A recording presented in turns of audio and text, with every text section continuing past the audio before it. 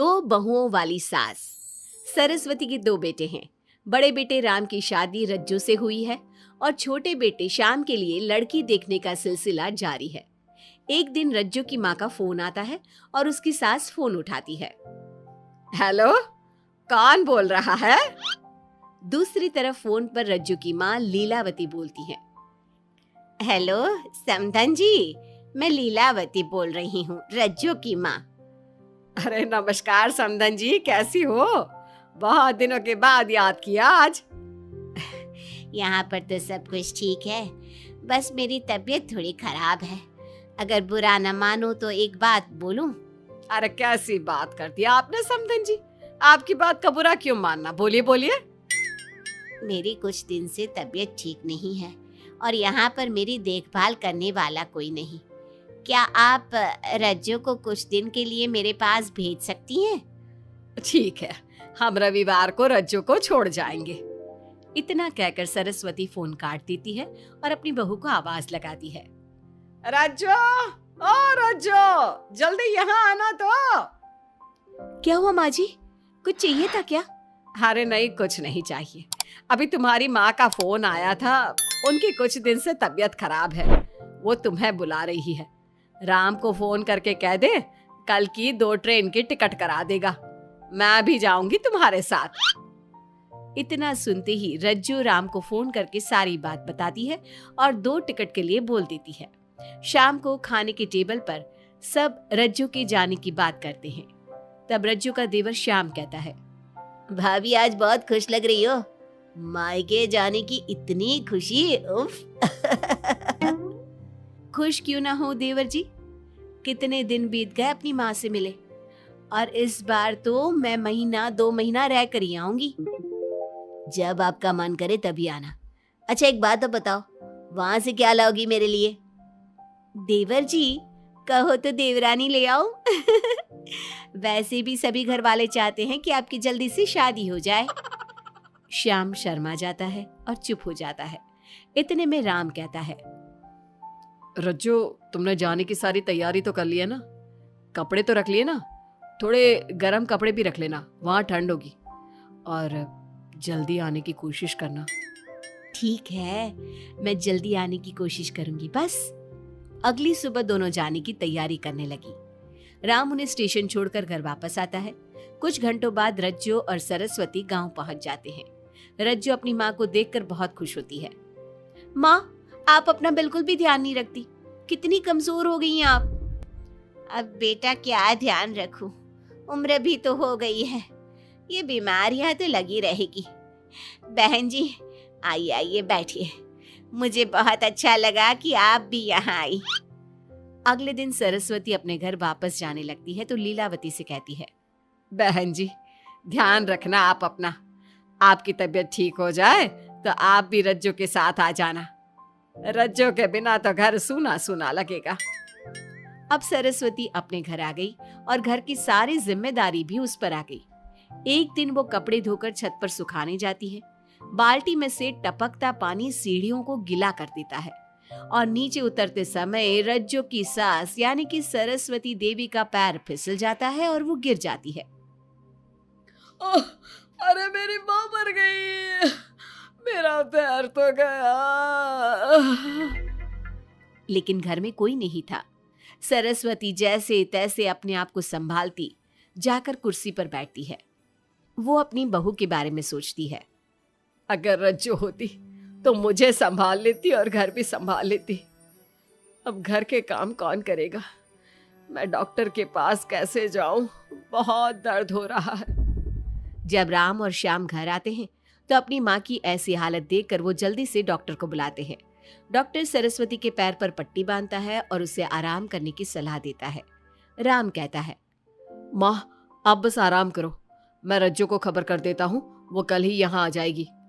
अरे रहने देना बेटा, उसकी माँ की तबीयत ठीक नहीं है, कुछ दिन में वो खुद ही आ जाएगी, उसे परेशान मत कर। माँ अब हमें श्याम की भी शादी कर देनी चाहिए, कभी घर में कोई ऐसी परेशानी आती है तो कोई तो होगा घर संभालने वाला, आप और रज्जू की घर के काम काज में मदद भी हो जाएगी। कुछ समय बाद श्याम की शादी सीमा से हो गई, लेकिन सीमा ने तो आते ही घर में क्लेश शुरू कर दिया। वो छोटी छोटी बातों पर लड़ती और उसे देखकर रज्जू का भी बर्ताव बदल गया। एक दिन सीमा सुबह उठने में लेट हो गई और रज्जू ने नाश्ता बना दिया। सभी अपने अपने काम पर चले गए। जैसे ही सीमा अपने कमरे से आई तो रज्जू ने कहा, तुम साफ सफाई कर लो, मैं कपड़े धोने जा रही हूँ, जल्दी काम हो जाएगा। रज्जू की बात सुनते ही सीमा आग बबूला हो गई और कहने लगी, आज मैं उठने में लेट क्या हो गई? आप मुझ पर हुक्म चलाने लगी। मुझसे कोई इस तरह से बात करी है मुझे बिल्कुल भी पसंद नहीं है। अरे सीमा, ये किस तरह की बात कर रही हो तुम मुझसे? मैंने कोई हुक्म नहीं दिया तुम्हें, मैं तो बस काम को जल्दी खत्म करने की बात कर रही हूँ। उन दोनों की नोक झोंक सुनकर सरस्वती बाहर आ जाती है और दोनों को समझाती है। शाम को सब एक साथ खाना खाने लगे, लेकिन खाने के बाद जब सब अपने कमरे में चले जाते हैं और खाने की टेबल पर थाली यूं ही छोड़ देते हैं, सरस्वती को ये देखकर बहुत गुस्सा आता है। वो दोनों बहुओं को बुलाकर कहती है, तुम सब खाना खाकर चले गए, अब ये बर्तन कौन उठाकर रखेगा? मेरे लिए छोड़कर गई हो सारा काम। तुम दोनों को शर्म नहीं आती? अब दोनों बहुएं एक दूसरे के ऊपर बात टालते हुए फिर लड़ने लगी। ये देख सरस्वती परेशान हो गई। उसने दोनों को डांटा और उन्हें अपने कमरे में भेज दिया। सरस्वती ने जूठे बर्तन धोए। कुछ दिन इसी तरह चलता रहा। अब दोनों सास की नजरों में एक दूसरे को गिराने में लग गई। माँ जी, जब भाभी फोन पर बात कर रही थी ना, तो कह रही थी मैं अपने मायके चली जाऊंगी तो देखते हैं कि कौन काम करता है, और ये हम सबकी बुराई कर रही थी वो। बहू, किसी की बात चुपके से सुनना गलत है ना? तुम आज के बाद ऐसा मत करना। अब तुम जाओ, मैं रज्जू को समझा दूंगी। सरस्वती ने रज्जू से बात करके उसे समझा दिया, लेकिन रज्जू को अपनी देवरानी पर बहुत गुस्सा आया। अब वो भी सीमा की चुगली अपनी सास से करने लगी। अगले दिन रज्जू अपनी सास के कमरे में जाती है और कहती है, मैंने सीमा को बात करते सुना था। वो देवर जी से कह रही थी कि अगर हम लोग अलग कहीं रहे तो हम ज्यादा खुश रहेंगे, रोज रोज की लड़ाइयों से भी बचेंगे। सरस्वती को इस बात पर गुस्सा तो बहुत आया, लेकिन उसने कुछ कहा नहीं। जब दोनों बहुओं को लगा कि सरस्वती उनकी बातों में नहीं आने वाली, तो उन्होंने रिश्तेदारों और पड़ोसियों से एक दूसरे की चुगली करना शुरू कर दिया। जब सरस्वती को ये बात पता चली तो उसने इनकी लड़ाई को शांत करने का उपाय निकाला। रज्जो, सीमा, यहाँ आओ दोनों। दोनों अपनी सास के पास आती हैं। कल मैं घर में हवन करवा रही हूँ, तुम पड़ोसियों और रिश्तेदारों को आने के लिए कह दो और हवन की सारी तैयारी कर लो। हवन का दिन आ गया। पंडित जी रामायण का पाठ करने लगे। माता सीता से महान कोई पत्नी नहीं, उन्होंने अपने पति के लिए सारे राजपाट सुख सुविधाएं त्याग दी। अगर कोई पत्नी अपने पति को परिवार से अलग होने को कहती है तो वो पाप की भागीदार होती है, और बेटों को भी मां से अलग नहीं होना चाहिए। सीमा पंडित जी की बात बहुत ध्यान से सुन रही थी और उनकी हाँ में हाँ मिला रही थी। ऐसे ही रामायण का पाठ अंतिम सीमा पर आ गया, जिसमें विभीषण के बारे में बताया गया था।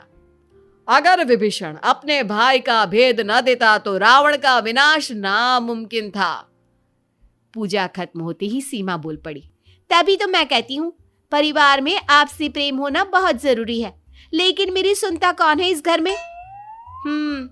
आपसी प्रेम की बात कौन कर रहा है, जिसने घर में आती ही लड़ाइयां शुरू करवा दी? दोनों में फिर से नोक झोंक शुरू हो गई। सरस्वती दोनों को चुप कराते हुए बोली, अरे चुप हो जाओ तुम दोनों, पड़ोसी क्या कहेंगे, सब सुन रहे हैं तुम्हारी बातें। तभी उनमें से एक पड़ोसन बोलती है, सरस्वती बहन, क्यों चुप करवा रही हो अपनी बहुओं को? हमें तो इनके बारे में सब कुछ पता है। ये दोनों हमारे घर आकर एक दूसरे की चुगली करती है। तुम्हारे घर की हर छोटी से छोटी चीज पता है हमें। आंटी जी, हमने अपना समझ के आपको कुछ बता दिया तो इसका मतलब ये नहीं कि आप सबके सामने हमारी सास से हमारी शिकायत करेंगी। आप तो सबसे बड़ी चुगलखोर हो। सीमा की बात सुनकर सभी पड़ोसन उन्हें बुरा भला कहने लगी। उनकी बातें सुनकर दोनों बहुएं सबके सामने बहुत शर्मिंदा हुई। जब सब उनके घर चले गए तो सरस्वती ने अपनी बहुओं से कहा, अब तुम दोनों को तो बहुत खुशी होगी कि सारे मोहल्ले की औरतें हमारे ही घर में खड़ी होकर हमें ही सुनाकर चली गई। हमें काफी साल हो गए यहाँ रहते हुए, लेकिन आज तक किसी में भी इतनी हिम्मत नहीं थी कि हमसे ऊंची आवाज में भी बोल पाए। लेकिन आज तुम दोनों की वजह से ये सब हमारी बुराई कर रहे हैं। तुम दोनों ने ये सब अच्छा नहीं किया। सीमा, तुम्हारे इस घर में आने से पहले हम सब बहुत प्यार से रहते थे, लेकिन ये सब लड़ाइयाँ तुम्हारे आने के बाद शुरू हुई है। आज के बाद तुमने घर में किसी से भी झगड़ा किया तो मैं तुम्हें तुम्हारे मायके छोड़ाऊंगा, समझी तुम? ये बात सुनकर सीमा रोने लगी और सबसे माफी मांगने लगी। पंडित जी भी ये सब देख रहे थे। उन्होंने सबको शांत करवाया। कृपया आप सभी शांत हो जाइए, गुस्से से तो बात और बिगड़ जाएगी। अगर आप दोनों बहुएं मिलकर रहती, घर की बात घर में रखती, तो कोई आपसे कुछ कहने की हिम्मत नहीं करता। आज आपको इस बात का एहसास तो हो ही गया होगा। औरत ही तो होती है जो मकान को घर बनाती है। अब भी कुछ नहीं बिगड़ा, आप दोनों प्यार से रहो। आपके पड़ोसी और रिश्तेदार अपने आप चुप हो जाएंगे। पंडित जी की बात दोनों बहुओं की समझ में आ गई। अब दोनों प्यार से रहने लगी। इसी तरह समय बीत गया। अब पड़ोस की औरतें उनके प्यार की मिसालें देने लगी।